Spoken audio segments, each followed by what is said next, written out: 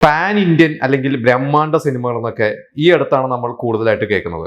എന്നാൽ 50 വർഷം മുമ്പ് ഇതുപോലെ ഒരു ബ്രഹ്മാണ്ഡ സിനിമ പാൻ ഇന്ത്യൻ ലെവലിൽ എത്തിയിട്ടുണ്ടായിരുന്നു.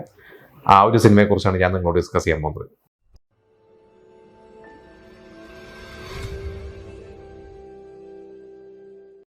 അമിതാഭ് ബച്ചനെ ഒരു സൂപ്പർ സ്റ്റാറിലേക്ക് കൊണ്ടുവന്ന, അല്ലെങ്കിൽ ഒരു താരമൂല്യമുള്ള ഒരു നായകനായി ഉയർത്തിക്കൊണ്ടുവന്ന ആദ്യകാലത്തെ ഒരു സിനിമയായിരുന്നു സഞ്ജീവർ. ഈ സിനിമയുടെ തിരക്കഥാകൃത്തുക്കൾ ഇന്ത്യൻ സിനിമയിലെ തന്നെ ഏറ്റവും കൂടുതൽ കമേഴ്ഷ്യൽ സിനിമകൾ എഴുതി, അല്ലെങ്കിൽ കമേഴ്ഷ്യൽ സിനിമകളിലെ ഒരു മുൻനിരയിൽ തന്നെ പ്രതിഷ്ഠിക്കാവുന്ന ഒരു രണ്ടുപേര്, സലീം ജാവേദ്. അതിനുശേഷം, അതായത് സഞ്ജീറിന് ശേഷമാണ് ഇതിന്റെ ഒരു പ്ലാനിങ്ങും മറ്റു കാര്യങ്ങളൊക്കെ കിടന്നത്. പക്ഷെ ഇവർ ഓൾറെഡി ഈ ഒരു കഥ ഡെവലപ്പ് ചെയ്തിട്ട് പല ആളുകളുടെ അടുത്തൊക്കെ സംസാരിച്ചു, പല നിർമ്മാതാക്കളും സംവിധായകരോട് സംസാരിച്ചു. പക്ഷെ അവർക്കൊന്നും അത് തൃപ്തി വന്നില്ല. അങ്ങനെയാണ് രമേഷ് സിപ്പി എന്ന് പറയുന്ന സംവിധായകനും അദ്ദേഹത്തിന്റെ അച്ഛൻ പ്രശസ്ത നിർമ്മാതാവ് സിപ്പി അദ്ദേഹത്തിന്റെ അടുത്തൊക്കെ പോയിട്ട് കഥ പറയുന്നതും. അങ്ങനെയാണ് ഷോലെ എന്ന് പറയുന്ന സിനിമ സംഭവിക്കുന്നത്. 1975 ഓഗസ്റ്റ് 15 റിലീസ് ചെയ്ത ഷോലെ ഇപ്പോൾ 50 വർഷമാവുകയാണ്. ഇപ്പോൾ ഷോലയെ കുറിച്ച് പറയുകയാണെങ്കിൽ ശരിക്കും നമുക്കൊരു ദിവസം ഒരു ദിവസം പോരാ. കാരണം ഒരുപാട് കഥകൾ ഷോലേനെ കുറിച്ചുണ്ട്. ഷോലയുടെ പിന്നാമ്പുറ കഥകളും അതിനുശേഷം ഷോലെ ഉണ്ടാക്കിയ ഒരു ഇമ്പാക്റ്റും, ഇന്ത്യൻ സിനിമയിൽ തന്നെ ഉണ്ടാക്കിയ ഇമ്പാക്റ്റും ഒക്കെ വളരെ വലുതാണ്. അപ്പോൾ ഈ ഷോയെ കുറിച്ച് എനിക്ക് അറിയാവുന്ന ചില രസകരമായിട്ടുള്ള ചില ഇൻസിഡൻസ്, ഇപ്പൊ വീണ്ടും ഈ 50ാം വാർഷികമൊക്കെ ഇപ്പൊ കുറെ ചർച്ചകളും അതുമായി ബന്ധപ്പെട്ടവരൊക്കെ ഒരുപാട് കാര്യങ്ങളൊക്കെ വീണ്ടും അവരുടെ ഓർമ്മകളൊക്കെ പങ്കുവച്ചിട്ടുണ്ട്. അതില് മെയിനായിട്ട് പറഞ്ഞാൽ നമുക്കറിയാം, അതില് അമിതാഭ് ബച്ചനും ധർമ്മേന്ദ്രയും.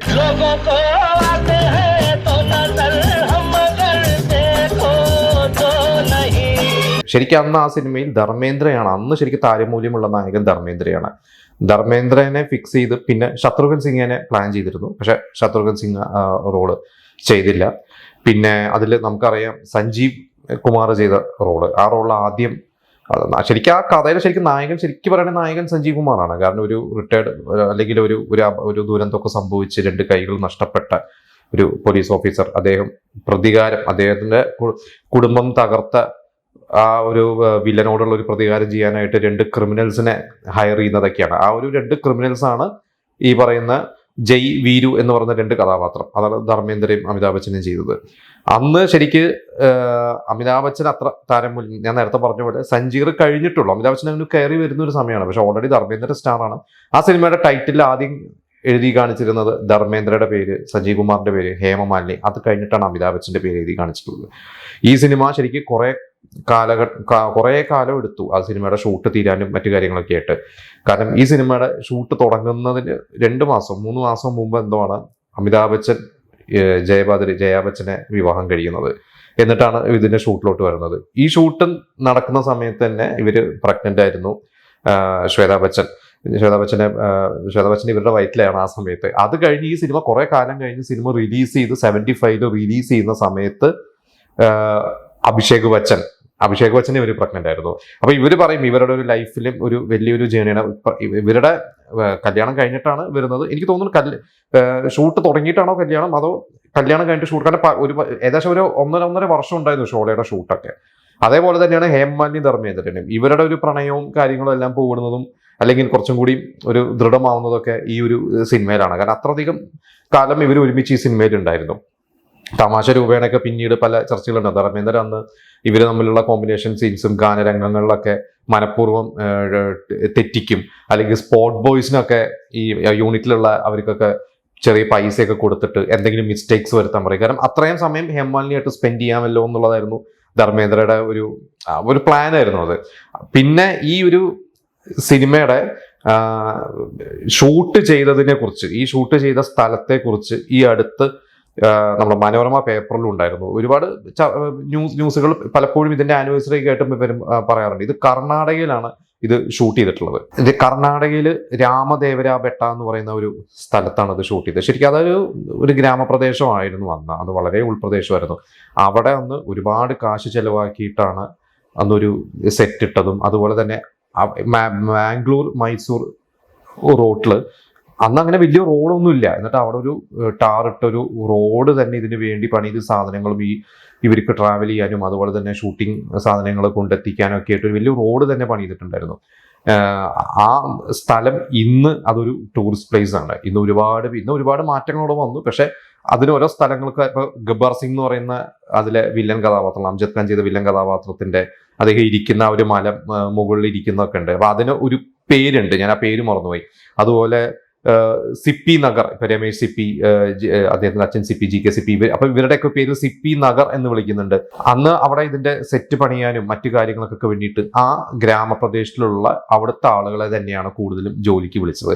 അന്ന് അവർക്കൊക്കെ ഒരു ആവറേജ് ഒരു ദിവസം 7 രൂപ കൂലി കിട്ടുമ്പോൾ അന്ന് ജി പി സിപ്പി നിർമ്മാതാവ് അദ്ദേഹം 10 രൂപയാണ് കൂലി കൊടുത്തിരുന്നത്. അപ്പൊ കുറെ പേർക്ക് തൊഴിൽ വന്നു കൊടുത്തു. അന്നത് വലിയ സംഭവം. നമുക്ക് പിന്നെ ചിന്തിച്ചു നോക്കി 73, 74 കാലഘട്ടങ്ങളിലൊക്കെ ഇത്ര വലിയ ബഡ്ജറ്റിൽ, എൻ്റെ ഒരു അറിവ് ശരിയാണെങ്കിൽ 3 കോടി രൂപയാണ് ആ സിനിമയുടെ ടോട്ടൽ ബഡ്ജറ്റ് എന്ന്. അത് പിന്നീട് ടോട്ടൽ കളക്ട് 5 വർഷം കൊണ്ട് 30 കോടിയുടെ അടുത്ത് കളക്ട് ചെയ്തു എന്നാണ് പറയുന്നത്. അന്ന് അതൊക്കെ ഒരു വലിയ 70കളിലാണെന്ന് പറയണം 30 കോടി കളക്ട് ചെയ്യാന്ന് പറയുന്നത്. അപ്പോൾ നമ്മൾ പറഞ്ഞു വന്ന ഒരുപാട് പേർക്ക് ആ ഗ്രാമത്തിൽ ജോലി കിട്ടി. അതിലൊരു സീനിൽ ഒരു കുട്ടി നിലത്ത് വീഴുന്നതും ഒരു അമ്മ ഓടി വന്ന കുട്ടീനെ രക്ഷിക്കുന്നൊക്കെ ഉണ്ട്. അതൊരു ചെറിയൊരു കുട്ടി, ഒരു പെൺകുട്ടി. ആ പെൺകുട്ടിയായിട്ട് അന്ന് അഭിനയിച്ച അവിടുത്തെ തന്നെ ആ ഗ്രാമത്തിലെ തന്നെ ഒരു സ്ത്രീയാണ്.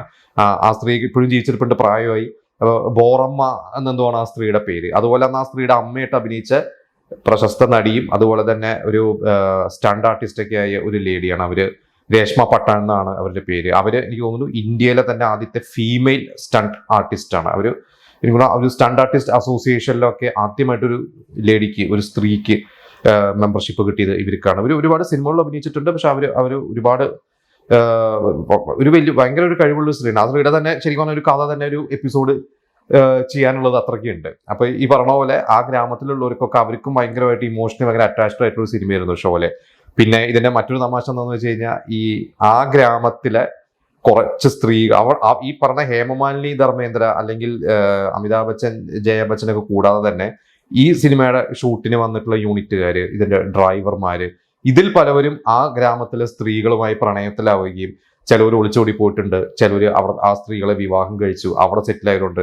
അപ്പോൾ കുറെ കഥകൾ ഇതിന്റെ പിന്നിലുണ്ട്. ഈ ഷോലയുമായി ബന്ധപ്പെട്ടിട്ട് കുറെ നാളുകൾ ഷൂട്ട് ചെയ്തുകൊണ്ട് കുറെ പേർക്ക് ജീവിതമാർഗമായി, കുറെ പേർക്ക് കുടുംബജീവിതമായി, അങ്ങനെയൊക്കെ ഒരുപാട് പ്രത്യേകതകളുള്ള ഒരു സിനിമയാണ് ഷോലെ.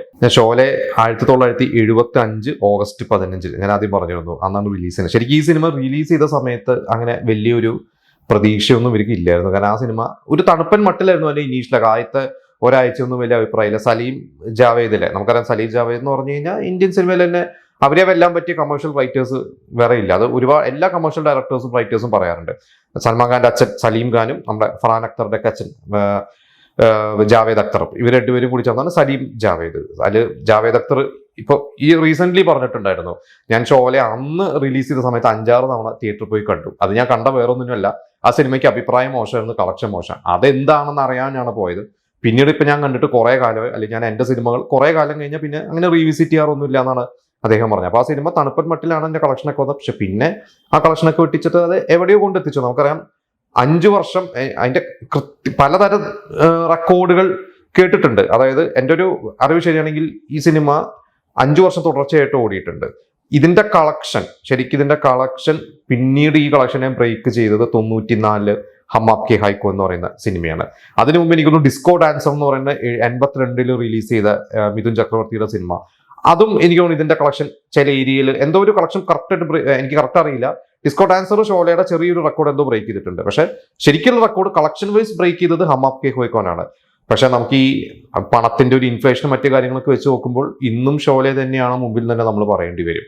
അത് കഴിഞ്ഞ് പിന്നീട് ദിൽവാലെ ദുൽഹനിയ ലെ ജായേംഗെ ആയിരുന്നു ഇതിന്റെ ടോട്ടൽ റണ്ണ്. അതായത് ഈ ഷോലെ 5 വർഷം അടുപ്പിച്ച് ഓടി എന്ന് പറയുന്നതിന്റെ കളക്ഷൻ വെട്ടി പിന്നീട് അതിന്റെ റെക്കോർഡ് ബ്രേക്ക് ചെയ്തത് ദിൽവാലെ ദുൽഹനിയ ലെ ജായേംഗെ. എനിക്ക് തോന്നുന്നു ബോംബെയിൽ ഇപ്പോഴും ഒരു തിയേറ്ററുള്ള ആ സിനിമ ഇത്രയും വർഷമായിട്ട് 30 വർഷമായിട്ട് ഇപ്പോഴും തിയേറ്ററിലെ ഒരു ഷോ എന്തോ കളിച്ചുകൊണ്ടിരിക്കുന്നുണ്ട്.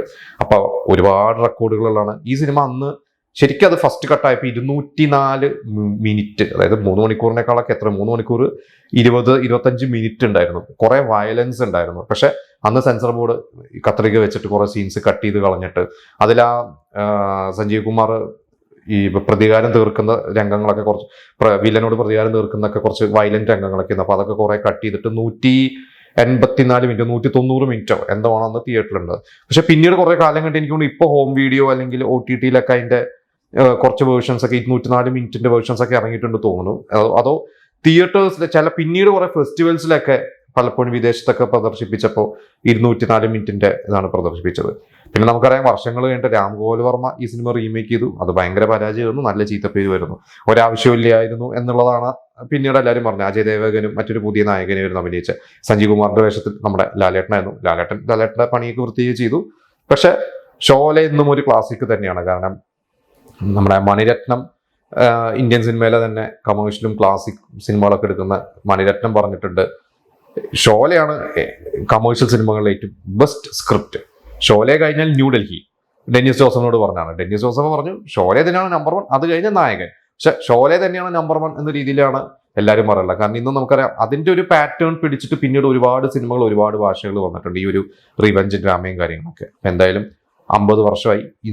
ഇന്നിപ്പോ കാണുമ്പോൾ നമുക്ക് ആ സീൻസ് ഒക്കെ ട്രെയിനിലുള്ള ചില സീൻസും അതിലെ ഫൈറ്റ് സീൻസ് ഒക്കെ അന്നത്തെ ടെക്നോളജി വെച്ചിട്ടൊക്കെ അവരെങ്ങനെ എടുത്തു എന്നുള്ളതൊക്കെ അതിൻ്റെ ഒരു സംവിധായകനെ അവരെയൊക്കെ നമ്മൾ നമിച്ചേ പറ്റുള്ളൂ. അപ്പൊ എന്തായാലും ഷോലെ കാണാത്തവരുണ്ടെങ്കിൽ എന്തായാലും കാണണം.